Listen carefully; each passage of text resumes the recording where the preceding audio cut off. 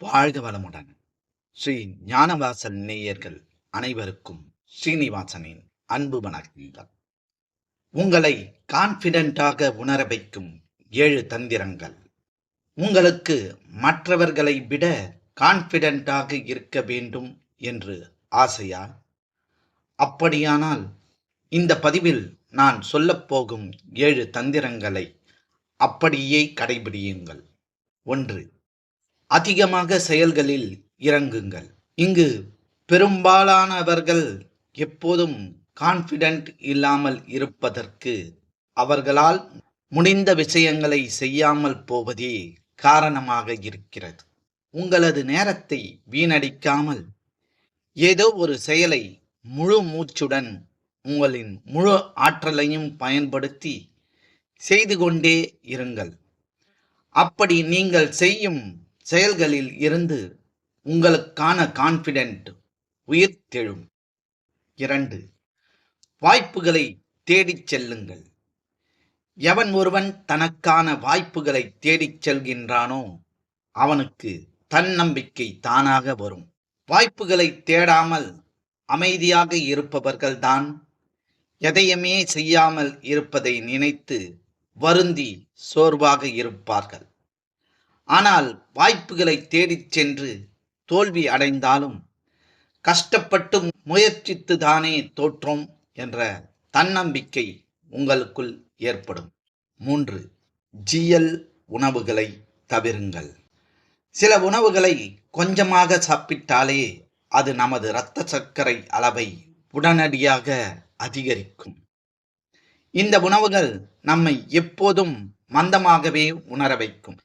மந்தமாக உணர வைக்கும் உணவுகளை தவிருங்கள். 4. ஒல்லியாக இருக்க முயலுங்கள். என்னதான் இப்போதெல்லாம் குண்டாக இருப்பதை கிண்டல் செய்யக்கூடாது என கூறினாலும் குண்டாக இருப்பதால் பல மனநல பாதிப்புகள் மற்றும் உடல் நல உபாதைகள் ஏற்படும் வாய்ப்புள்ளது. எனவே நீங்கள் ஒல்லியாக இருந்தாலே அது உங்கள் கான்பிடென்ட்டை அதிகமாக்கும். 5. தைரியமாக பேசுங்கள். நீங்கள் எப்படி பேசுகிறீர்கள் என்பதில் உங்களுடைய தன்னம்பிக்கை வெளிப்படுகிறது. எனவே பிறரிடம் பேசும்போது சோர்வாக பேசாமல் தன்னம்பிக்கையுடன் உங்களுடைய ஆற்றல்களை வெளிப்படுத்தும் விதமாக பேசுங்கள். அது உங்களை நீங்களே சிறப்பாக உணர வைக்கும். 6. தோற்றாலும் கவலைப்படாதது போலவே இருங்கள். நீங்கள் ஏதோ ஒரு விஷயத்தை முயன்று தோற்றுவிட்டீர்கள் என்றால் பிறரிடம் நீங்கள் தோற்றதை எண்ணி கவலைப்படுவது போல காட்டிக்கொள்ளாதீர்கள். அது உங்களை பிறர் தாழ்வாக பார்க்க வைத்துவிடும். தோல்விகளை நீங்கள் சாதாரணமாக எடுத்துக்கொள்வது போலவே இருங்கள். தேவையில்லாமல் அந்த உணர்ச்சிகளை பிறரிடம் வெளிப்படுத்த வேண்டாம். 7. உங்களுக்கு நீங்களே ராஜா.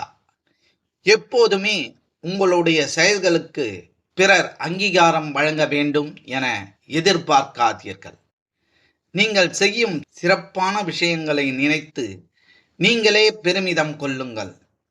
எந்த சூழ்நிலையிலும் யாருக்காகவும் எதற்காகவும் காத்திராமல் உங்கள் வேலையை நீங்களே செய்தாலே தைரியமாக எதையும் எதிர்கொள்ளும் மனநிலை உங்களுக்கு கிடைத்துவிடும். எங்களுடைய பதிவு உங்களுக்கு பிடித்திருந்தால் லைக் பண்ணுங்க, ஷேர் பண்ணுங்க. மீண்டும் தொடர்ந்து இது போல பல பதிவுகளை பார்ப்பதற்கு எங்கள் சேனலை சப்ஸ்கிரைப் செய்து பெல் ஐகானை கிளிக் செய்து கொள்ளவும். நன்றி, வணக்கம்.